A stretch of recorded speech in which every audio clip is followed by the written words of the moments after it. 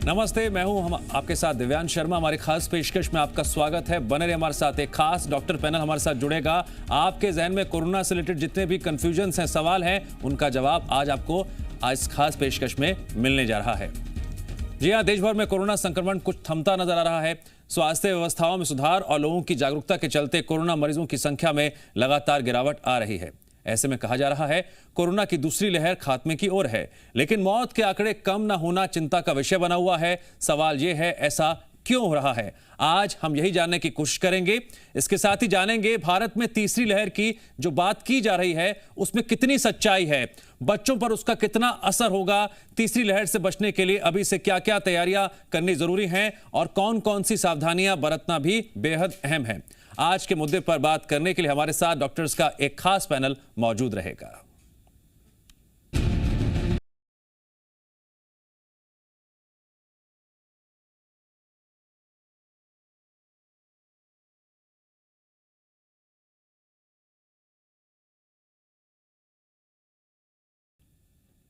जी हां, संक्रमण से रण कितने तैयार हैं हम?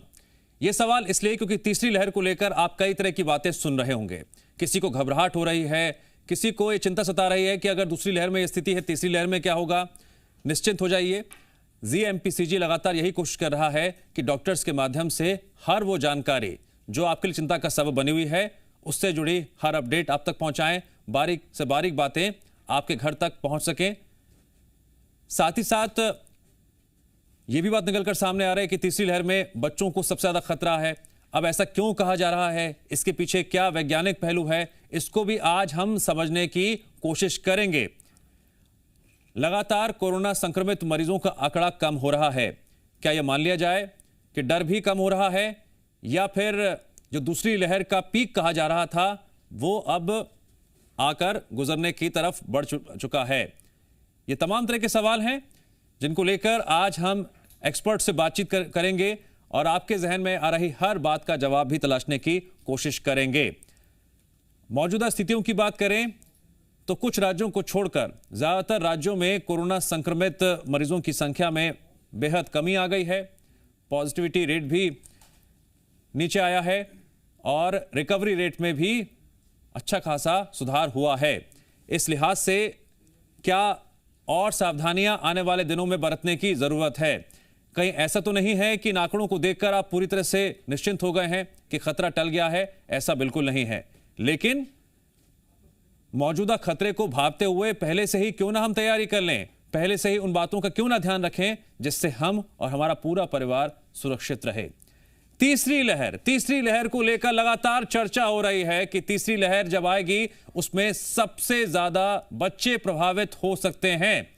इन बातों में कितनी सच्चाई है, और अगर ये बातें कही जा रही हैं तो इसके पीछे क्या वैज्ञानिक पहलू है, इसके पीछे क्या डॉक्टरी पहलू है, ये भी आज हम समझने की कोशिश करेंगे।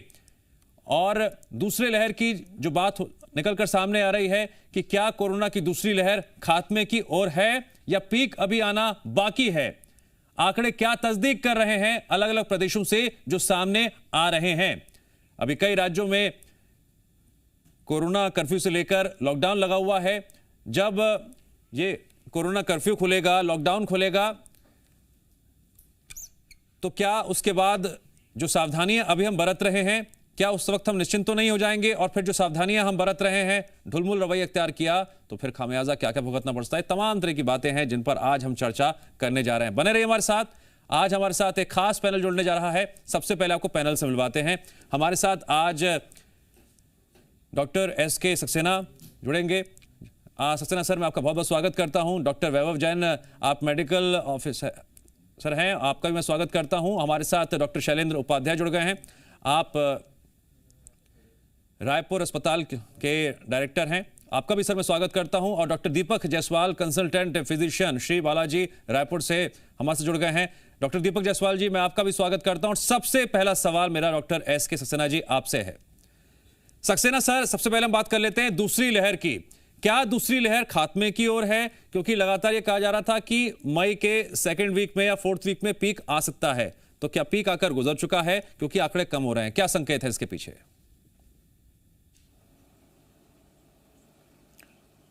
देखिए, ऐसा है, वर्तमान में आंकड़े तो कम होना शुरू हुए हैं, लेकिन अभी हम डेफिनेटली नहीं कह सकते कि सब जगह कम हो गए हैं, क्योंकि एक रूप जब तक नहीं आ जाता पूरे देश में तो फैलने का एक डर हमेशा बना रहता है कि एक जगह से दूसरी जगह ये ना फैलें। और अभी जो ये लॉकडाउन है, ये लॉकडाउन अभी आगे बढ़ाना पड़ेगा या नहीं बढ़ाना पड़ेगा, इसके बारे में सोचना पड़ेगा, क्योंकि जहाँ एक बार एक स्थान से दूसरे स्थान मूवमेंट शुरू होते हैं उसके बाद हमको पता पड़ता है कि रियल चेक है या नहीं है। जब तक हर जगह पूरे देश में जब तक ये चीज़ कंट्रोल नहीं आ जाती है और एक पॉजिटिव रेट जो है इम्प्रूवमेंट का वो एक सा नहीं आता, क्योंकि अभी आप देखेंगे कहीं 8% है, कहीं 10% है, कहीं 15% है, तो ये जो फ्लक्चुएशन है ये सबसे ज़्यादा डैमेजिंग होते हैं। और इसके साथ साथ कई बार ये होता है कि हमको ये भी देखना होगा कि हमारे जो हम टेस्ट कर रहे हैं, हमारे टेस्ट प्रॉपर हो रहे हैं नहीं हो रहे हैं, हमारे टेस्ट कहीं बीच में कम तो नहीं हो रहे हैं। Prevention is always better than cure. और ये बीमारी एक ऐसी है जिसमें हमको प्रिवेंशन ज़्यादा लेना है, चाहे वो सेकंड वेव जो अभी चल रही है या आने वाली थर्ड वेव। जब तक हम प्रिवेंशन के बारे में नहीं सोचेंगे, प्रिवेंशन के लिए हमारे पास 3 ही टूल हैं। पहला है वैक्सीनेशन, दूसरा है एजुकेशन और तीसरा है पोस्ट कोविड फॉलोअप। जिनको हो चुका है उनको प्रॉपरली उनका फॉलोअप होना बहुत ज़रूरी है, जिससे कि यदि उनको कोमॉर्बिडिटीज़ है, कोई डायबिटीज़ है या उनको हार्ट का प्रॉब्लम है या किसी भी तरीके कोई उनको बीमारी है, उनका ट्रांसप्लांट हुआ है, तो ऐसे लोगों में एक तो ब्लैक फंगस नहीं हो, क्योंकि ये एक बहुत भयानक चीज़ है जिससे कि अभी, और दूसरी चीज़ हमको ये देखना है कि ये जो हो रहा है ब्लैक फंगस, इसका हम प्रिवेंशन कैसे कर सकते हैं थर्ड स्टेज में ऐसा नहीं हो कि इसकी म्यूटेशन से और कोई प्रॉब्लम है। अभी ये कहना बड़ा मुश्किल है कि म्यूटेशन, आपने देखा था कि पहले ओरिजिनल B1617 था और फिर 0.1 हुआ, 0.2 हुआ, 0.3 हुआ, फिर बोले डबल म्यूटेशन है, फिर ट्रिपल म्यूटेशन। तो ये जो चेंज हो रही है, इसके नेचर में जो वायरस में जो चेंज आ रहा है, उस चेंज को हमको कॉम्बैट करने के लिए तैयार रहना होगा। और इस तैयारी के लिए हमेशा prevention is better than cure, क्योंकि क्योर के लिए हमको ये मालूम है कि हम क्या करेंगे, इसके जो सिम्टम है वो क्या है, और ट्रीटमेंट हमारे पास कितना रिस्ट्रिक्टिव है। ठीक है, हमारे पास आज 2DG अवेलेबल हो गया है, हमको ये मालूम होगा कि हम किस स्टेज पे क्या करें। आज बेड्स हैं, वेंटिलेटर्स है, ऑक्सीजन है, आज ये सब चीजें हो गई। अब इनको व्यवस्थित करने की जरूरत है। ये पॉइंट भी इसलिए हमारा रख रहे हैं कि स्वास्थ्य सुविधाएं पिछले एक हफ्ते में बेहतर हुई हैं। जब बहुत लार्ज स्केल पर संख्या आ रही थी कोरोना संक्रमित मरीजों की, उस वक्त मुश्किल लगातार बढ़ रही थी स्वास्थ्य व्यवस्थाओं को लेकर, लेकिन अब उसमें सुधार होता हुआ देखने को मिल रहा है। डॉक्टर वैभव जैन, मैं आपके पास आना चाहूंगा। सर, अब तो खबर यह भी आ रही है कि 10 मीटर हवा में भी कोरोना फैल सकता है। अभी तो लॉकडाउन लगा हुआ है, कोरोना कर्फ्यू है, तो क्या दूसरी लहर के बारे में जो कहा जा रहा था पीक पॉइंट, वो आकर गुजर चुका है या आना भी बाकी है? इस पर आपकी स्टडी क्या कहती है, आपका रिसर्च क्या कह रहा है? देखिए, अभी जो हाल फिलहाल में हमारा ट्रेंड जो हुआ है वो थोड़ा सा डाउन ट्रेंड तो हुआ है। थोड़े से केसेस जो हैं वो डिक्लाइनिंग ट्रेंड है। पॉजिटिविटी रेट भी जो है विगत 15 दिनों में काफी कम हुई है। जैसा कि सर ने कहा, मैं उसी बात को आगे बढ़ाना चाहूंगा कि हमें मतलब ये नहीं मान लेना चाहिए कि ये ट्रेंड जो पीक है ये डाउन हो गया और ये वापस चला जाएगा। हम पहली वेव झेल चुके हैं, दूसरी वेव में अभी भी हैं हम, और दूसरी वेव के मिड में हैं हम अभी, और बहुत कुछ हमने पहली वेव से सीखा और दूसरी वेव ने भी हमको बहुत कुछ सिखाया। तो इसी के मद्देनजर हमको इस वेव से सीखना चाहिए बहुत कुछ हमको। जैसे कि सर ने चीजें बताई, मैं उसमें एक दो चीजें मैंने एक बनाया था कि एंटीडोट ऑफ कोविड। हमारे पास अभी इस बीमारी का एक कोई डेफिनेटिव इलाज अभी तक नहीं है। जो भी है सब अंडर ट्रायल या फिर इमीडिएट जो हमें मिला है वो है। तो इसमें एंटीडोट में जो चीज है वो जैसा कि सर ने बताया, उसी में 2-3 चीजें मैं ऐड करना चाहूंगा। एंटीडोट जो है वो एक तो लॉकडाउन, अभी हमारे ऑलमोस्ट कंट्री में हर जगह अभी कोरोना कर्फ्यू जैसी चीज जो कोरोना लॉकडाउन लगा हुआ है, उसी में जो है सोशल डिस्टेंसिंग एक हमारी हमको सीख लेना चाहिए। अब सोशल डिस्टेंसिंग, मास्क का प्रयोग हमको अब डेली रूटीन लाइफ में मास्क का प्रयोग करना आम जनता को सीखना पड़ेगा। और इसके अलावा एक वैक्सीनेशन का मैं पॉइंट रखना चाहूंगा कि वैक्सीनेशन का कुछ प्रभाव बहुत अच्छा इफेक्टिवनेस देखी गई है। जिनको वैक्सीन लगा है, इवन हेल्थ केयर वर्कर्स में भी मॉर्टेलिटी मॉर्बिडिटी इस बार कम हुई है, जो मुझे लगता है कि वैक्सीनेशन की वजह से हुई है। तो वैक्सीनेशन के ऊपर हमको फोकस करना चाहिए, हमको कोशिश करना चाहिए कि ज्यादा से ज्यादा लोगों तक वैक्सीनेशन हो। और हेल्थ इंफ्रास्ट्रक्चर पे हमको और थोड़ा सा फोकस करने की जरूरत है, क्योंकि बीच में अभी हमने 15 दिन पहले बहुत मीडिया में भी और सभी माध्यम से सब दूर हमने ये चीजें देखी हैं कि भाई बेड्स की कमी हो रही है, बेड्स नहीं मिल पा रहे हैं। कहीं ना कहीं हेल्थ इंफ्रास्ट्रक्चर हमारा अभी भी वीकर साइड है। तो थर्ड वेव की प्रिपरेशन में हमें हमारा हेल्थ इंफ्रास्ट्रक्चर को मजबूत करने की बहुत ज्यादा आवश्यकता है।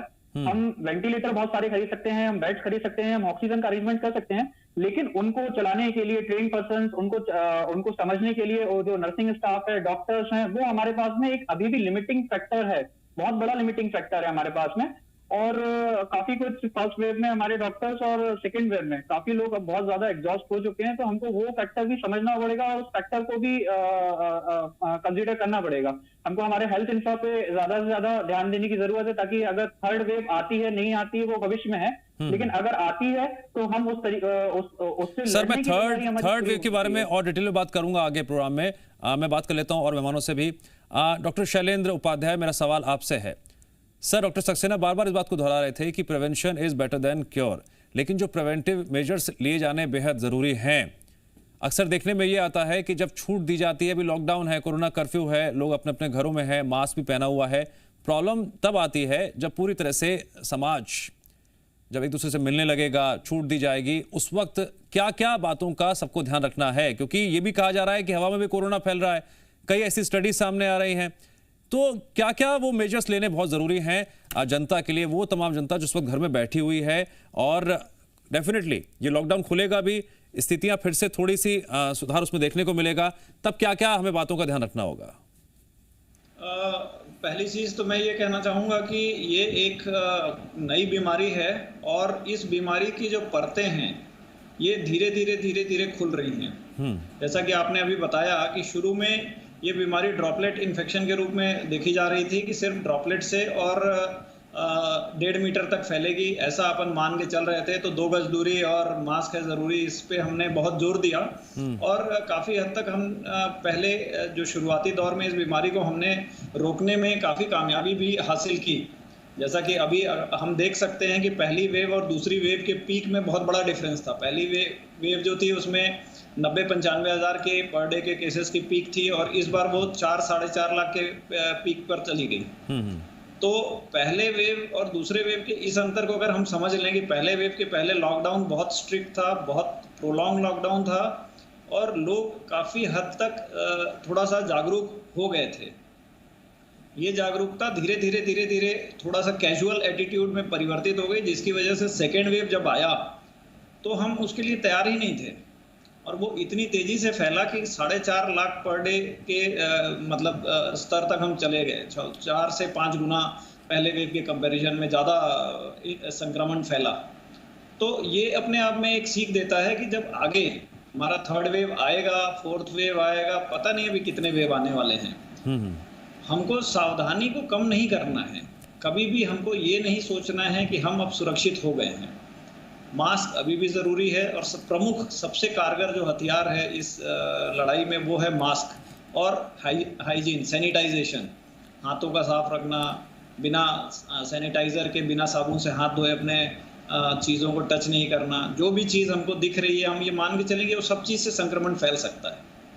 तो ये एक चीज़ है। और जहाँ तक ड्रॉपलेट और एयरबॉर्न इन्फेक्शन का सवाल है तो धीरे धीरे जैसे स्टडीज़ बढ़ी हैं तो ये समझ में आया कि एयर से भी फैल रहा है और अब ये भी हम मान के चल रहे हैं कि करीब 3 गज की दूरी जो है, करीब 2 मीटर तक संक्रमण जो है वो हमारा फैलता है। तो ये चीज़ को भी देखने की ज़रूरत है। समय के साथ कोरोना का जो वायरस है ये म्यूटेट हो रहा है, नए स्ट्रेन डेवलप हो रहे हैं। पिछली वेव में सामान्य पल्मोनरी इन्फेक्शन था, इस बार के जो पल्मोनरी इन्फेक्शन है वो बहुत ही ज़्यादा सीवियर टाइप के केसेस आए हैं। जो सीटी स्कोर था कोविड का वो औसतन 15 से 20 का सीटी स्कोर बहुत कॉमनली देखा गया। जहाँ तक रही जो प्रोलॉन्ग केसेस है वो भी इस वेव में ज़्यादा है। तो आने वाली वेव के लिए हमको सतर्क और समझदारी से काम करना पड़ेगा। जो बेसिक बचाव के साधन, जैसा कि पहले पूर्ववर्ती स्पीकर्स ने भी कहा, वो हमारी सामाजिक दूरी जो है, सोशल डिस्टेंसिंग वो रहेगी, मास्क रहेगा, सैनिटाइजेशन एंड हाइजीन रहेगा, और सबसे ज़रूरी ये है कि हमको ये नहीं मान के चलना है कि अब हम सुरक्षित हो गए हैं, अब हमें सावधानी की ज़रूरत नहीं है। और जब तक हम पूर्णतया वैक्सीनेट ना हो जाएं तब तक, और जैसे जैसे समय आएगा और चीज़ें समझ में आएंगी। जी जी। डॉक्टर दीपक जायसवाल, सर मैं कुछ जनरल बात आपसे करना चाहूँगा। एक मास्क को लेकर भी अलग अलग थ्योरी सामने आ रही हैं। शुरुआत में कहा था कि आप N95 मास्क, एक सिंगल मास्क भी लगाएंगे तो आप सुरक्षित हैं। अब ये कहा जा रहा है कि डबल मास्क लगाइए। सर बहुत सारी बातें सुनने को मिलती हैं, समझने में मुश्किल हो जाती है। सर आपकी रिसर्च क्या कह रही है? आपने जब तक स्टडी किया है, क्या समझ में आ रहा है मास्क को लेकर? क्या क्या बातें ध्यान रखना ज़रूरी है? देखिए, अभी कोविड-19 जब से ये सेकेंड वेव दिखे हैं, जो कि ऑलमोस्ट मार्च के 15 के बाद से काफ़ी ज़्यादा नंबर ऑफ केसेस इनिशियली देखने को मिला, तो मैं स्टिल कोविड को अभी मिस्टीरियस बोलूँगा, क्योंकि अभी बहुत कुछ तो देख चुके हैं, लेकिन बहुत कुछ अभी देखना है और बहुत कुछ अभी जानना बाकी है कोविड के बारे में। रही बात आपका सवाल मास्क के ऊपर है, तो देखिए मास्क के लिए मैं यही बोलूँगा, डबल मास्क हो, ट्रिपल मास्क हो या सिंगल मास्क हो, वो उसमें मेन है कि आपको मास्क इसलिए पहनना है कि जो एयर ड्रॉपलेट्स हैं जो स्प्रेड हो रहे हैं, person to person, human to human transmit हो रहे हैं from infected person to non infected person, तो आपका मेन कंसर्न है कि आपको ड्रॉपलेट से बचना है। तो जो इनिशियली जो हम पहले पहन रहे थे N95 मास्क जो हम पहन रहे थे, इसका मतलब है कि जो पोर्स, जो ड्रॉपलेट हैं वो इसको पियर्स करके अंदर नहीं जा सकते हैं। तो प्रॉपर मास्क वेयर करना एक बहुत बड़ा आर्ट है। उसमें हमको ये है कि हमारे जो दोनों नेजल्स हैं वो हमारे फुल्ली ऑक्यूपाइड, मतलब फुल्ली ब्लॉक्ड रहने चाहिए, वो अच्छी तरह से नाक से जुड़े होने चाहिए, चिपके होने चाहिए, ताकि उसमें प्रॉपर कोई भी एयर सर्कुलेशंस की गुंजाइश कुछ ना हो। ये देखे होंगे कि फर्स्ट वेव में बहुत ज़्यादा हम लोगों ने N95 मास्क का प्रयोग किया था। सेकेंड वेव में अगेन ये देखने को मिल रहा है कि आप डबल मास्क पहनिए, ट्रिपल मास्क पहनिए, तो डेफिनेटली मैं इसको डिनाई नहीं करूँगा, क्योंकि प्रिवेंशंस हमेशा हेल्पफुल रहते हैं चीज़ों को रोकने के लिए। हो सकता है कि नंबर ऑफ स्टडीज़ ऐसा आ रहे हैं कि थोड़ा सा प्रॉपर मास्क नहीं वियर करने पे, या फिर कई ऐसी ह्यूमन टेंडेंसी होती रहती है कि हम मास्क पहनने के बाद बार बार हम अपने नोस्ट्रिल्स को टच करते हैं, नोज़ को टच करते हैं, ईयर्स को टच करते हैं, तो उससे हो सकता है कि मास्क का एडजस्टमेंट थोड़ा सा डिस्टर्ब हो जाता होगा। तो यही अभी ट्रिपल लेयर मास्क को अभी रिसेंटली फिर से N95 में ट्रिपल लेयर मास्क को यूज़ करना चालू किए हैं। तो डेफिनेटली मास्क एक रहे, दो रहे या तीन रहे, बेसिकली फंक्शन यही है कि उसको प्रोटेक्ट करना है। बट डबल मास्क भी है तो डेफिनेटली वो हमको कहीं ना कहीं जो हमारे साइड्स के पोर्स छूट जा रहे हैं, या फिर जो एरिया जो ऑक्यूपाइड नहीं हो पा रहे हैं उसको हम कवर कर रहे हैं। बट ये again all this things are depend upon research basis है, रिसर्च बेसिस पे है, एविडेंसेस हैं, कई चीज़ें एविडेंसेस है जो देख रहे हैं उसके बेसिस पे फॉलो कर रहे हैं, क्योंकि कोविड को स्टडी करने में अभी बहुत समय लगेगा, जानने में बहुत टाइम लगेगा कि ये कैसा प्रेडिक्ट करेगा, किस टाइप से प्रेडिक्ट करेगा। इसलिए हमको जितना भी चीज़ें बोला जा रहा है या जो भी हमको एडवाइस, सर यही वजह है कि हम आप जैसे एक्सपर्ट पैनल को लगातार जोड़ रहे हैं और जनता को जागरूक करने की कोशिश कर रहे हैं। डॉक्टर SK सक्सेना साहब, मेरा सवाल अब आपसे है। सर तीसरी लहर को लेकर बहुत ज़्यादा इन्फॉर्मेशन अभी तक सामने नहीं आ पाई है, लेकिन जो शुरुआती इन्फॉर्मेशन आ रही है कि बच्चों को सबसे ज़्यादा खतरा है। ऐसा क्यों? इसके पीछे क्या वैज्ञानिक पहलू है, क्या डॉक्टरी पहलू है जो ये बात बताई जा रही है, और क्या उपाय हमें अभी से करने होंगे?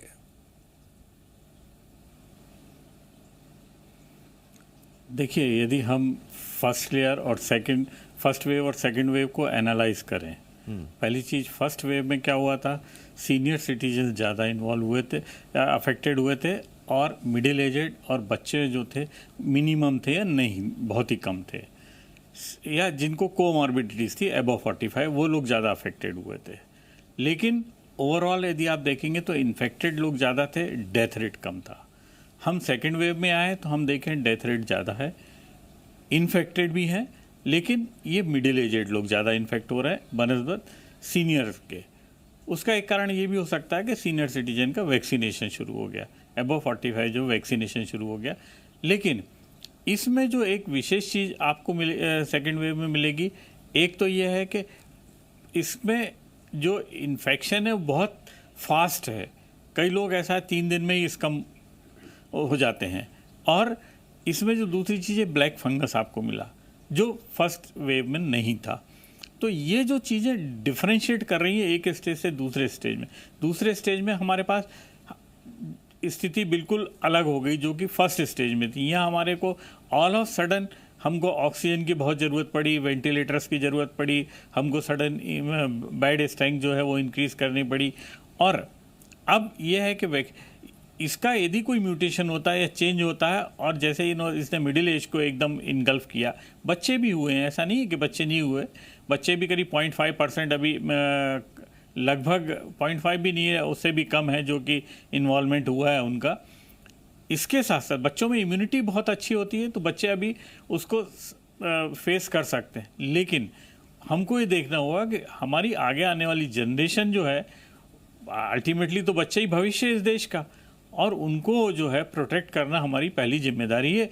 तो वो प्रिकॉशन हमको लेके आगे बढ़ना होगा। अभी हमारे पास जो वैक्सीनेशन का जो अभी जो टारगेट हमने फिक्स किया था वो 18+ किया था, लेकिन आने वाले समय में हमको जैसे विदेशों में हो रहा है कि उन्होंने 10+ कर दिया था।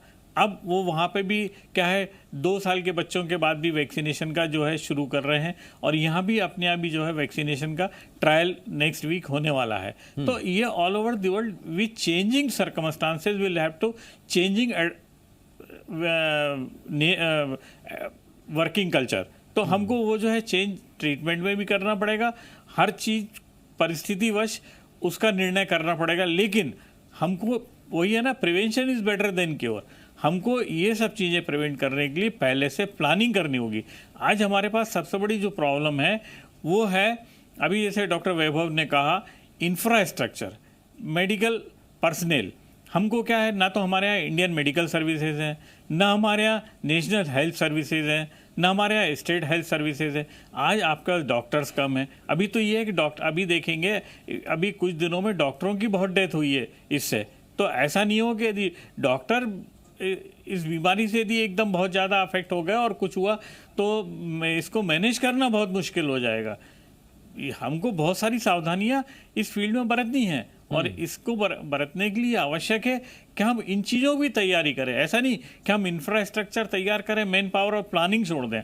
हमें उतनी नर्सेज की ज़रूरत होगी जो, अब हमको ये सब डिसाइड करना पड़ेगा। We will have to follow certain principles कि एक यदि 100 बेड का अस्पताल है तो कितने डॉक्टर होंगे, कितने नर्स होंगी, कितने वार्ड बॉय होंगे, कितने वहाँ पे दूसरे एलाइड वर्कर्स होंगे। ये सब चीज़ें अभी से प्लानिंग करनी होगी, क्योंकि हमारे क्या होता है, हम इमरजेंसी पे क्राइसिस मैनेजमेंट तो करते हैं और उसके बाद सब भूल जाते हैं। और सबसे बड़ी चीज़ ये एक बायोलॉजिकल वार है, और बायोलॉजिकल वार के तरह से हमको इसको फाइट करना होगा। जैसे कहीं भी आप देखेंगे मिलिट्री वार होता है, चीफ ऑफ आर्मी स्टाफ होता है, उसी तरीके से ये मेडिकल वार है। तो यहाँ पे चीफ ऑफ मेडिकल स्टाफ होना चाहिए जो यूनिफॉर्म पैटर्न में ऑल ओवर इंडिया इसका एक प्रॉपर गाइड करे, एक प्रॉपर ट्रीटमेंट हो, प्रॉपर लाइन पे चले। वो सबसे ज़्यादा इंपॉर्टेंट है। ऐसा नहीं कि कहीं भी कुछ भी हो रहा हो। ये हमको अब बच्चों के लिए हमको SNCU बनाने होंगे, हमको जो कि NICU बनाने होंगे, हमको ये सब PICU, ये इन सब चीज़ों को हमको ये देखना पड़ेगा कि इन चीज़ों को चलाने वाले लोग भी हों। ऐसा नहीं कि हम इंफ्रास्ट्रक्चर बना के रख दें और इनको मैनेज करने वाला स्टाफ हमारे पास नहीं हो, तो ये फ्यूटाइल एक्सरसाइज हो जाएगी। हमको इन सब चीज़ों के साथ साथ जो इक्विपमेंट्स हैं, टेक्निकल पर्सनल भी हमको चाहिए। सर मैं थोड़ा सा, जबकि तक हमारे सारे टेक्निकल कुछ जनरल बात और करना चाहूँगा, हम कुछ नहीं कर पाएंगे। तो इन सब चीज़ों को देखते हुए मैं फिर वही कहूँगा कि prevention is better than cure. Doctor Vaibhav Jain sir, अब इस कोरोना काल में जो लाइफस्टाइल है बदल चुका है। दूसरी लहर खत्म होगी या पीक पर है, क्या होगा कुछ दिनों में, महीनों में पता चल जाएगा, लेकिन तीसरी लहर की चर्चा भी शुरू हो रही है। सर जो खाने पीने का सिस्टम है वो पूरी तरह से बदल चुका है। पहले की तरह नहीं रहा कि घर से निकले गोलगप्पे खा लिए, चाट पकौड़े खा लिए, घर में चलिए ऐसा है कि खूब तेल वाले खाना खा रहे हैं। अब बॉडी पर आपके खाने का बहुत इफेक्ट पड़ने लगा है, इम्यूनिटी बूस्टअप हो रही है, कमज़ोर हो रही है। अब ये सोचना समझने का वक्त आ गया है। सर मैं चाहूंगा इस पर भी आपकी रिसर्च क्या कहती है, आपने जो स्टडीज की हैं उस पर आप बताइए, समझाइए जनता को। मैं डेफिनेटली कहूँगा समझाइए जनता को किन किन बातों का वो ख्याल रखे, दूसरी लहर और तीसरी लहर की जो बात हो रही है। देखिए, पहली लहर में हमने ये चीज देखी थी कि जो कोमॉर्बिडिटीज हैं, मतलब ऐसे लोग जिन जो सीनियर सिटीजन से हमारे साथ में कोमॉर्बिडिटीज है, जैसे डायबिटीज है, हाइपरटेंशन है ना, उनकी मॉर्बिडिटी डेटा बहुत ज्यादा था, उनकी मृत्यु दर जो थी वो ज्यादा थी as compare to normal person. और डायबिटीज और हाइपरटेंशन के जो कॉजेज हैं वो लाइफस्टाइल खराब होना, जंक फूड का बहुत ज्यादा प्रयोग करना, है ना, बाहर का बहुत ज्यादा खाना खाना, ये सारी चीजों से ये सारी चीजों से इंड्यूस्ड जो है हमारी डायबिटिक और हाइपरटेंसिव पॉपुलेशन होती है। तो लॉकडाउन में बहुत हद तक फर्स्ट वेव में और सेकंड वेव में खाने पीने की जो है हैबिट्स चेंज हुई, और कुछ इसमें हमने अच्छी चीजें सोसाइटी में भी देखी है, अलग अलग सोशल प्लेटफॉर्म पे, सोशल मीडिया में जब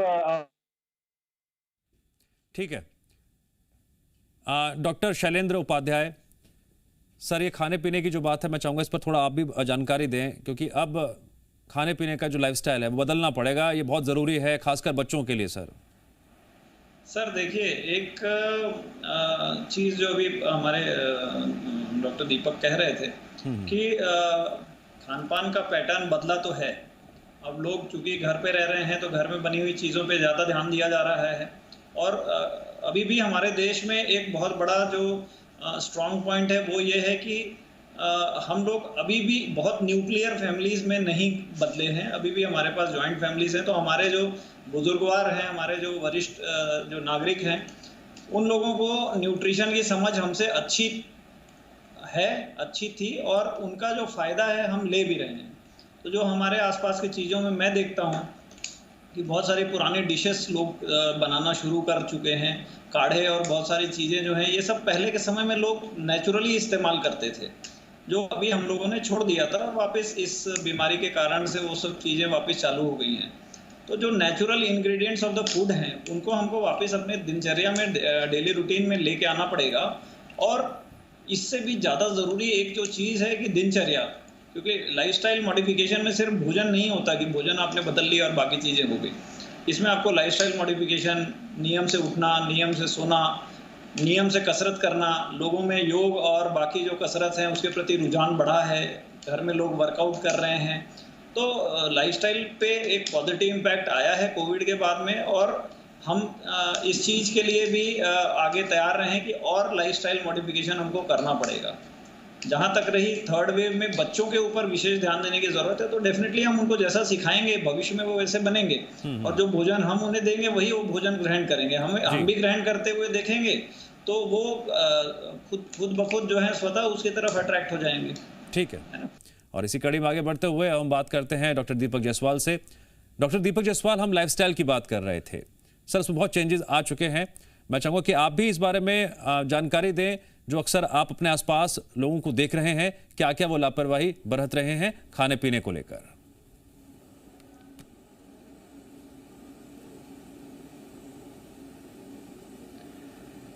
देखिए, कोरोना हमको बहुत कुछ सिखा रहा है और आगे भी सिखाएगा। पहले जो क्या बहुत सारे ऐसे चीज़ें थी जिनको हम फॉलो नहीं करते थे। हमारा लाइफस्टाइल आज का इतना सेडेंटरी हो चुका है, इतना आरामदायक हो चुका है कि हम उस चीज़ के आदी हो गए हैं। आज बिल्कुल भी हम जो दैनिक रूटीन है, हो सकता है अपने बिज़ी लाइफ के कारण हो या फिर हम अपने आप पे ध्यान नहीं दे रहे हो, तो उसका कहीं ना कहीं असर हमारे शरीर पे होता ही है। तो ये जब कोरोना का फर्स्ट वेव आया तो उससे यही समझ में आया कि अगर आपकी बॉडी स्ट्रांग है, अगर आप में अच्छा इम्यून सिस्टम है, तो आप डेफिनेटली इस वायरस से फाइट करके निकल आएंगे। अधिकतर केसेस हम लोगों ने वही देखा कि जिनका इम्यूनिटी सिस्टम कम है। अब इम्यूनिटी सिस्टम कम होने के बड़े कारण हो सकते हैं। हो सकता है कि उसके इम्यून पावर अच्छा ना हो सकता है वो कोई अदर कोमॉर्बिडिटीज, डायबिटिक, हाइपरटेंशन या किसी कोई अन्य बीमारी से ग्रसित हो, या हो सकता है कोई कीमोथेरेपिक ड्रग में हो, या फिर बहुत सारे कारण हो सकते हैं जिससे हमारा इम्यून सिस्टम स्ट्रांग नहीं है। तो ऐसे को कोविड वायरस ने बहुत ज़्यादा अटैक किया। तो उसके बाद जब हम लोगों ने ट्रीटमेंट वगैरह चालू किया, पेशेंट्स लोगों से बात किया, तो कोविड सबके लिए नया था, हम लोग के लिए भी नया था। तो उसके लिए जब हम लोगों ने थोड़ा सा रिसर्च किया, ये पाया कि अगर बॉडी का सिस्टम में हमारी जो इम्यून सिस्टम है वो काफ़ी स्ट्रांग है, तो हम डेफिनेटली इससे फाइट कर लेंगे। और उसी कंसेप्ट पे फर्स्ट वेव पे फिर एक होम क्वारंटाइन आया, जिसपे कि पहले क्या था कि जो भी RT-PCR पॉजिटिव या एंटीजन पॉजिटिव आ रहा था उसको हॉस्पिटल में एडमिट किया जा रहा था। बट उसके बाद फिर ये देखा गया कि इस वायरस से हम घर पे आइसोलेट होके भी लड़ सकते हैं। तो कैसे लड़ सकते हैं? वो हमारा इम्यून सिस्टम ही है जो फाइट करता है, प्लस जो हमको डॉक्टर्स हमको जो सलाह देते हैं और जो प्रॉपर गाइडेंस करते हैं, प्लस मेडिसिन से। तो ये सब पूरा एक कंबाइंड बेनिफिशियरी एफर्ट है। अब रही बात कि हम कैसे अपने आप को फिट रख सकते हैं, तो आज भी देखते हैं कि हम अपने कोरोना और कोविड सेंटर्स में या फिर जो पेशेंट स्टेबल्स हैं या माइल्ड टू मॉडरेट की कैटेगरी में हैं, उनको बोलते हैं कि भाई योगा करना है, एक्सरसाइज करना है, अपने आप को बूस्टअप करना है, मेंटली फिट रहना है, क्योंकि मेंटली फिट रहेंगे तो उससे स्ट्रेस कम होगा और डेफिनेटली हम इसको फाइट कर सकते हैं। बट ये कोरोना की ही बात नहीं है, ये मैं सबसे अपील करूंगा कि ये सबको फॉलो करना है। आप अपना दैनिक दिनचर्या को, उसके रूटीन लाइफ है उसको सुधारिए। आप सुबह जल्दी उठिए। आप जो योगा सेशंस हैं आजकल बहुत सारे सोशल मीडियाज़ पे, टीवीज़ पे आते हैं, बहुत आसान है, जिसको आप फॉलो कर सकते हैं। उसको फॉलो करने का भी बहुत अच्छा तरीका उसमें बताया जाता है। हम अपने लंग्स को बहुत अच्छे लंग्स एक्सरसाइज कर सकते हैं। उसके बाद आप योगा सेशंस के बाद आप वॉक पे जा सकते हैं। ये नहीं बोला जाता है कि आप 7 दिन पूरा वॉक करिए, लेकिन आधे घंटे डेली 4 से 5 दिन आप एक नियम के तहत सुबह शाम वॉक करिए। उसके बाद फिर सेकंड जो लाइफस्टाइल मॉडिफिकेशन का जो सबसे महत्वपूर्ण है डाइट, उसके बाद है फिर एक्सरसाइज। तो जो डाइट पार्ट है, उस डाइट पार्ट में आपको एक बैलेंस डाइट लेना है। आपको प्रॉपर अमाउंट पे कार्बोहाइड्रेट लेना है, प्रॉपर अमाउंट पे आपको फैट लेना है, प्रॉपर अमाउंट पे फाइबर्स लेना है एंड प्रोटीन्स लेना है। तो आपको अगर डायबिटीज़ है तो आप कार्बोहाइड्रेट की मात्रा को कम करके आप प्रोटीन्स और डाइटरी फाइबर्स के मात्रा को इंक्रीज कर दीजिए। तो एक संतुलित आहार बहुत ज़रूरी है। साथ साथ ही जो हमारे पूर्वज थे या फिर जो हमारे घर पे बताया जाता था कि जो होममेड रेमेडीज़ हैं, जैसे दूध हल्दी हो गया या फिर काढ़ा हो गया, उस पर भी कहीं ना कहीं एक अच्छा इम्यून सिस्टम हमको बॉडी पे मिलता है। और ज़रूर हम अपने डाइट पे जो फ्रूट्स हो गए, फ्रूट्स के मात्रा को भी रखना है, जूसेस रखना है। और जो भी जिस चीज़ से आप वेजिटेरियन है तो वेजिटेरियन सोर्सेज में भी बहुत अच्छे वेजिटेबल्स में प्रोटीन की मात्रा है। नॉन वेजिटेरियंस है तो उस पर भी बहुत सारे जो आपको पसंद है उसमें खा के ले सकते हैं। लेकिन यही है कि आपको ये है कि आरामदायक जीवन जीना है, बट साथ में आपको जो जिंदगी के नियम हैं उनको भी फॉलो करना है। ठीक है। डॉक्टर एसके सक्सेना सर, अब प्रोग्राम के सेगमेंट में चाहूँगा हम चर्चा इस बात पर करें, जनता के जहन में डर भी है, खौफ भी है। हम जब फर्स्ट वेव के आंकड़े देखते हैं, सेकेंड वेव के आंकड़े देखते हैं, उसमें आसमान ज़मीन का फ़र्क है, खासकर मौत के आंकड़ों का। कई लोगों के जहन में ये भी बात आ रही है जब तीसरी लहर आएगी तो फिर तो स्थिति और ख़तरनाक हो सकती है, जान और भी ख़तरे में आ सकती है। सर, रियल फैक्ट्स क्या हैं सर?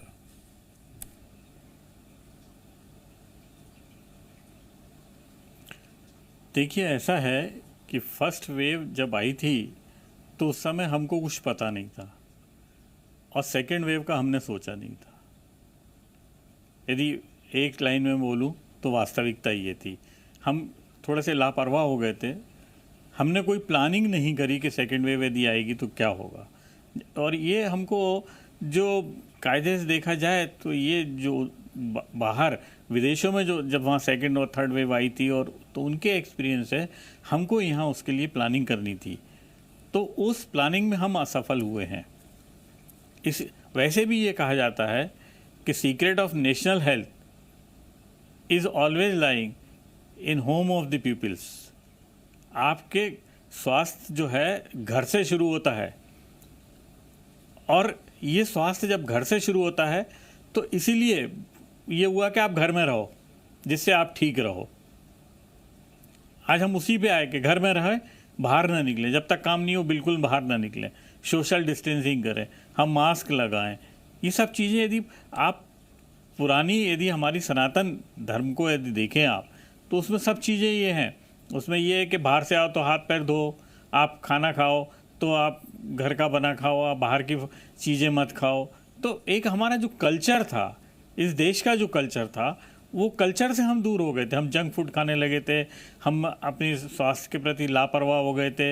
हमारा जो एक नियम रहता था कि सवेरे उठ के घूमने जाते थे, वो चीज़ बंद हो गई थी। हम लोग एक्सरसाइज करते थे, वो बंद हो गई थी। इस पूरे लाइफ में एक आपाधापी हो गई थी। हर कोई स्ट्रेस और स्ट्रेन में जी रहा था।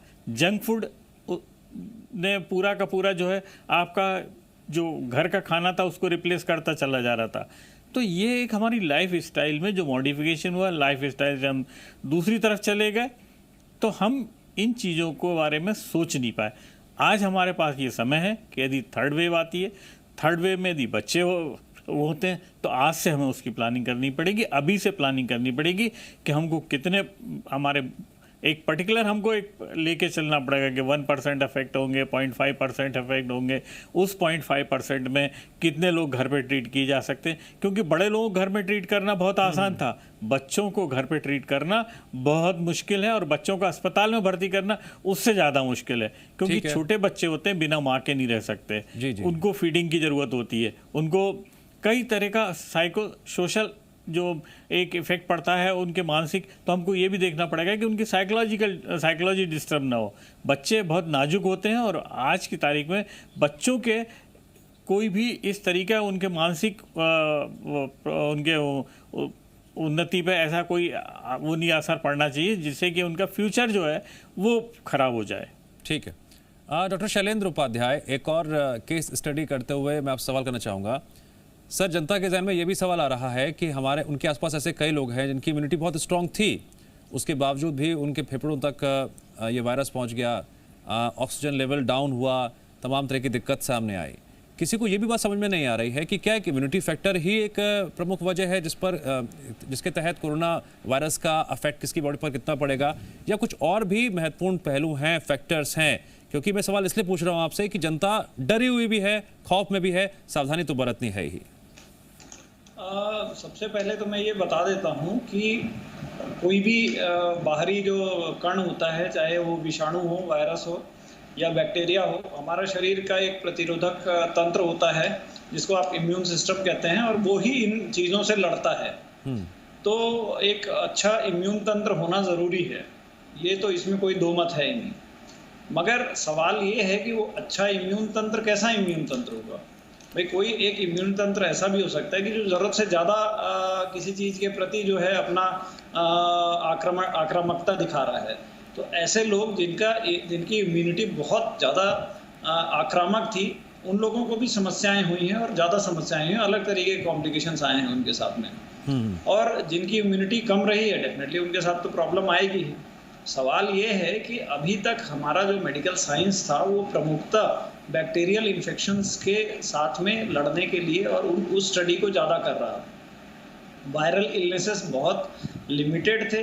जो भी वायरस के इलनेसेस बढ़े हैं वो अभी रिसेंट ईयर्स में बढ़े हैं, और ज़्यादातर वायरल इलनेसेस सेल्फ कंटेन्ड रहे, जैसे इबोला हुआ या इस तरीके के दूसरे जो इन्फेक्शंस थे वो थोड़ा सेल्फ कंटेन्ड हुए, एक जोन में रहते थे। पैंडेमिक की श्रेणी में वायरल इलनेस जब पहुंचा तो इसके अगेंस्ट स्टडी का हमारा कोई बहुत बड़ा वो नहीं था। लास्ट पैंडेमिक वायरल पैंडेमिक था वो स्पेनिश फ्लू था, तो वो आज से 100 साल पहले हुआ। इस बीच में जो हम चीज़ों पे रिलाई करते थे वायरल इलनेस में, वो था वैक्सीनेशन। तो इम्यून तंत्र हमारा किस तरीके से वायरस को रिएक्ट करेगा ये अभी भी एक रहस्य है, और उस इम्यून तंत्र का जो रिएक्शन है, उस इम्यून तंत्र के रिएक्शन से वायरस खत्म हो जाएगा और ये बीमारी खत्म हो जाएगी, ऐसा होने वाला है, या इम्यून सिस्टम से वायरस खत्म होगा और इस वायरस के जो बाई प्रोडक्ट्स बनेंगे उससे हमारे शरीर को फिर से नुकसान होगा। ये कोविड में एक नया प्रश्न जुड़ा है। जैसे कि सेकेंड वीक के बहुत सारे ऐसे पेशेंट होते हैं जो शुरू में ठीक रहते हैं, बुखार आया, एक हफ्ते तक रहा, और उसके बाद बुखार खत्म हो गया लेकिन तबीयत ज़्यादा बिगड़ गई, लंग्स ज़्यादा खराब हो गए। ये इसलिए हुआ क्योंकि आपकी इम्यूनिटी जो थी उसने अपने पल्मोनरी सिस्टम में एक अल्टर्ड वे में अपना जो रिएक्शन जो है उसको दर्ज कराया। वेसल्स जो थे, खून की नलियां थी, उसमें थ्रोम्बोसिस होने लग गया। तो इस तरीके के एक अलग तरीके का जो मैनिफेस्टेशन ऑफ द डिसीज जो है वो सेकेंड वीक में देखा गया, और इसके लिए हम लोगों ने स्टेरॉइड्स यूज़ किए, हम लोगों ने बहुत सारे इम्यून मॉड्यूलेटर्स यूज़ किए, जो अगेन अभी भी बहुत ज़्यादा स्टैंडर्डाइज्ड स्थिति पे नहीं पहुंचा है। तो इम्यूनिटी जो है वो एक बहुत मेजर रोल प्ले करने वाली है, और इस इम्यून सिस्टम की स्टडी जो है, मुझे ऐसा विश्वास है कि आने वाले समय में इस तरफ और ज़्यादा स्टडीज होंगी। बहरहाल जो स्थिति ये है कि इम्यूनिटी अच्छी होनी चाहिए। एक हमारा जो सोच है, एक चीज़ और मैं इस चीज़ पे जोर देना चाहूँगा विशेष तौर से, हमारी सोच। जो लोग, हम लोगों ने देखा है कि जो लोग सकारात्मक सोच के साथ इस बीमारी से लड़े, वो लोगों को कम कॉम्प्लिकेशंस डेवलप हुए। जो लोग घबरा गए, जो लोग पैनिक करने लग गए, उनकी जो स्थिति थी वो ज़्यादा खराब हुई, और जो डेथ रेट भी है वो पैनिक वाले जो पॉपुलेशन में ज़्यादा हुई है।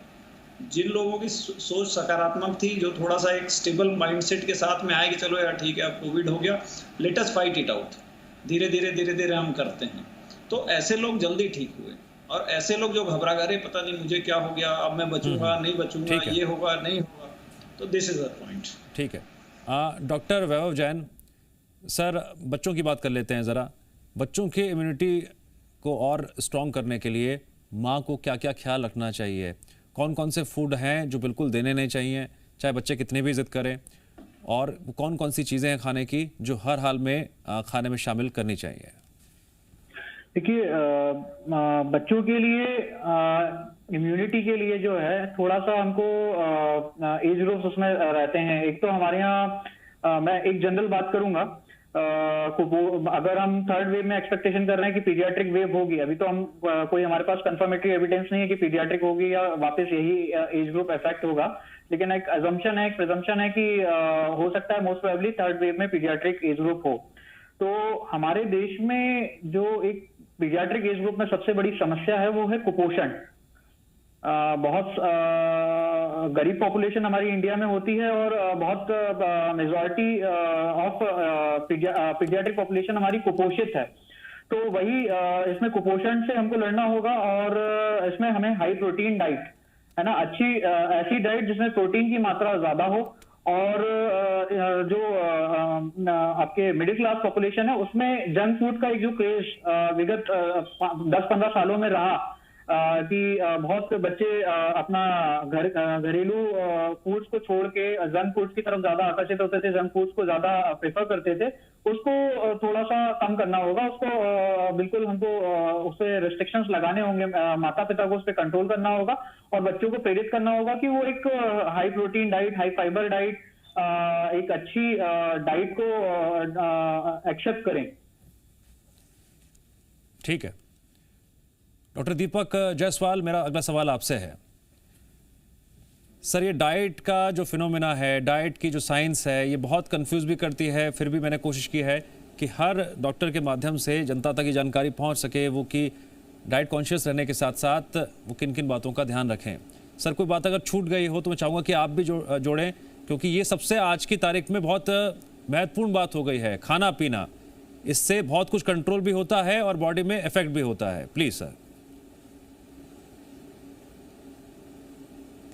देखिए, जैसे कि आपने शो चालू होने से पहले ही एक बोला कि थर्ड वेव जो आएगा और उसमें बच्चे सबसे ज़्यादा इफेक्टेड होंगे, तो उसका देखिए अभी फर्स्ट वेव और सेकेंड वेव में बच्चे क्यों नहीं इफेक्ट हुए, उसका एक साइंटिफिक रीज़न है जो कि न्यूयॉर्क में स्टडी किया गया था, जिसमें कि पाया गया कि ACE2 जीन है जो कि नेज़ल एपिथेलियम में बच्चों में कम पाया जाता है, और जैसे ही बड़ों में क्या होता है कि ये जो आपका ACE2 जीन होता है, ये एक मीडिएटर है, एक बाइंडिंग फैक्टर है, जो कि आपका वायरस SARS-CoV-2 को आपको बाइंड करके वो आपके नेज़ल एपिथेलियम तक ले जाएगा, और फिर नेज़ल एपिथेलियम में जाने के बाद वो आपको लंग्स को इन्फेक्ट करेगा। तो बच्चों में इसका लेवल बहुत कम पाया गया है, जो साइंटिफिकली देखा गया कि ACE2 जीन जो है वो बच्चों में काफ़ी लो लेवल पे है। तो अब रही बात थर्ड वेव की, तो थर्ड वेव में रीज़न ये है कि जो आज जो बोला भी जा रहा है कि शायद 6 या 7 मंथ के बाद जो थर्ड वेव आएगा और बच्चों में आएगा, तो उसका मेन कारण ये हो सकता है कि अभी जो एल्डरली पॉपुलेशंस हैं +45 पॉपुलेशंस और 18+ पॉपुलेशंस को हम वैक्सीनेट कर रहे हैं, बट ये वैक्सीनेशंस अभी बच्चों तक नहीं पहुंचा है। फिर भी कुछ ट्रायल्स में 2 to 18 ईयर्स में हम लोग मंजूरी मिल गई है, जिसको ट्रायल फेज चल रहा है। तो अगर डेफिनेटली इसके रिजल्ट सेटिस्फैक्ट्री हुए तो बहुत जल्दी 2 to 18 ईयर्स का भी वैक्सीनेशन चालू हो जाएगा। आज जितने भी फॉरेन में जो कंट्रीज़ हैं जो कि मास्क फ्री हो गए हैं, यूके यूएस में मास्क फ्री हो गया है, तो इसका सिर्फ यही रीज़न है कि मैक्सिमम पॉपुलेशन को आपको वैक्सीनेट करना पड़ेगा। आपको एक ऐसे लेवल तक, क्योंकि इंडिया का पॉपुलेशन इतना ज़्यादा है, तो आपको एक ऐसे पॉपुलेशन तक वैक्सीनेट करना पड़ेगा ताकि वायरस का ट्रांसमिशंस को हम लो कर सकें। तो अब वो थर्ड फेज आएगा या नहीं आएगा, ये अभी भी रिसर्च बेस पे है, डिबेटेबल है, जो कि आगे ही पता चलेगा। लेकिन हमको अपनी तैयारियां पूरी रखनी है।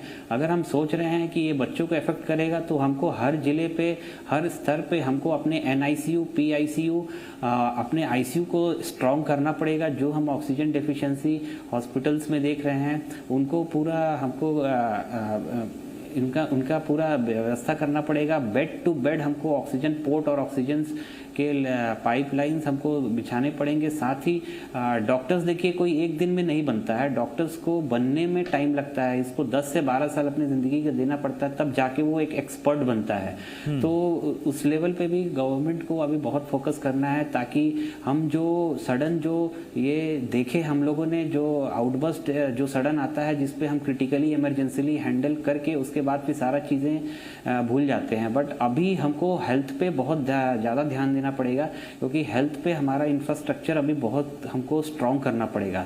दूसरा, आपने मुझसे ये पूछा कि न्यूट्रिशंस के बारे में क्या होना चाहिए। तो देखिए, बैलेंस डाइट जो हम लोग बोलते हैं, बैलेंस डाइट एक बहुत इंपॉर्टेंट रोल प्ले करता है। बैलेंस डाइट का मतलब होता है कि आपके डाइट में प्रोटीन, कार्बोहाइड्रेट, फैट और फाइबर्स ये होने चाहिए। जिसमें प्रोटीन हम बोलते हैं कि आपके 60 to 70% प्रोटीन होना चाहिए, 10 to 20% के अराउंड आपका कार्बोहाइड्रेट होना चाहिए, उसके बाद आपका फैट होने चाहिए। तो देखिए, ये बैलेंस डाइट होता है। और देखिए, कोई भी डाइट है तो आज जो भी है इम्यून सिस्टम को बूस्टअप करने के लिए जो भी आपका जंक फूड जो है, वो जंक फूड को अवॉइड करना पड़ेगा, जो कि आजकल काफ़ी कॉमन हम लोग खाते हैं। मतलब मैं ये नहीं बोलूँगा कि बच्चे ही खाते हैं, हम सभी खाते हैं जंक फूड। तो जंक फूड से थोड़ा हम लोग को बचना पड़ेगा और ऐसी डाइट लेना है जो कि एक पूरे बैलेंस्ड एक प्रॉपर अमाउंट पे हो। तो सर, एक बहुत इंपॉर्टेंट क्वेश्चन है जिस पर मैं आना चाहूँगा एंड फॉलो करना है जी। एक बहुत इंपॉर्टेंट क्वेश्चन है। डॉक्टर SK सक्सेना, आप सबसे वरिष्ठ हैं यहाँ पर, ये सवाल मैं आपसे जानना चाहूँगा। सर, आजकल सोशल मीडिया पर कई ऐसे जानकार हैं जो ये सलाह देते हैं कि इतने मिनट के लिए आप सांस रोक लीजिए, इतने मिनट के लिए आप गुब्बारे फुला लीजिए, तो आपको पता चल जाएगा कि आपके फेफड़े मजबूत हैं, कमज़ोर हैं या ठीक ठाक हैं। सर, इसके पीछे की क्या साइंस हैं, क्या भ्रांतियां हैं, ज़रा इस पर भी आप मैं चाहूँगा कि आप जानकारी दें। देखिए, कुछ ये एक तरह की ब्रीदिंग एक्सरसाइजेज हैं, उसको उस कैटेगरी में रखें कि ब्रीदिंग एक्सरसाइजेज हैं। लोग ये कहते हैं 6 मिनट आप वॉक करिए, नॉर्मल वॉक करिए और उसके बाद अपना ऑक्सीनेशन देखिए। यदि आपका ऑक्सीनेशन जो है 94 से कम है या 90 रहता है, तो इसका मतलब ये है कि आपको कोई ना कोई ब्रीदिंग लंग्स की प्रॉब्लम है या आपको सांस लेने की दिक्कत है। ऐसी जो गुब्बारे फुलाने वाली बात है या शंख बजाने वाली बात है, ये पोस्ट कोविड केसेस में चूँकि लंग सिकुड़ जाता है, उसको फिर से फैलाना है जिससे कि ऑक्सीजन कैरिंग कैपेसिटी आपकी बढ़ सके। तो ऑक्सीजन कैरिंग कैपेसिटी बढ़ाने के लिए ब्रीथिंग एक्सरसाइजेज बहुत ज़रूरी हैं। चाहे वो आप प्राणायाम के रूप में करें, चाहे आप फुग्गे फुलाने के रूप में करें, चाहे आप शंख बजाएं। टोटल उसका जो मतलब है वो ये है कि पोस्ट कोविड हो या प्री कोविड नॉर्मल स्टेज में आप रहें, आपकी लंग की कैपेसिटी जितनी ब्रीदिंग करने की अच्छी होगी, उतना बॉडी का ऑक्सीजनेशन अच्छा होगा। ऑक्सीजनेशन ऐसा है जो ब्रेन से लेके आपके फुट तक हर जगह उसकी जरूरत पड़ती है। आपका शरीर चुस्त और दुरुस्त रहता है। बिल्कुल सर, बहुत आपने महत्वपूर्ण बात बताई है और मैं यही उम्मीद करता हूं कि आज जनता ने आप सभी डॉक्टर्स की बहुत बात ध्यान से सुनी होगी और जिन जिन सावधानियों को बरतने के लिए डॉक्टर्स ने सलाह दी है, प्लीज़ मेरी गुजारिश है आप सभी दर्शकों से कि उनका पालन करें। इम्यूनिटी बूस्ट करनी है और अगर तीसरी लहर आती है तो उससे निपटने के लिए अगर हम अभी से तैयारी कर लेंगे, हमारा शरीर तैयार रहेगा, तो कितनी अच्छी बात है आपके लिए, आपके परिवार के लिए। सर, आप सभी का बहुत बहुत शुक्रिया। आपके माध्यम से आज बहुत इंपॉर्टेंट जो इन्फॉर्मेशन है जनता तक पहुंची है। एक बार फिर से आप चारों का बहुत बहुत शुक्रिया।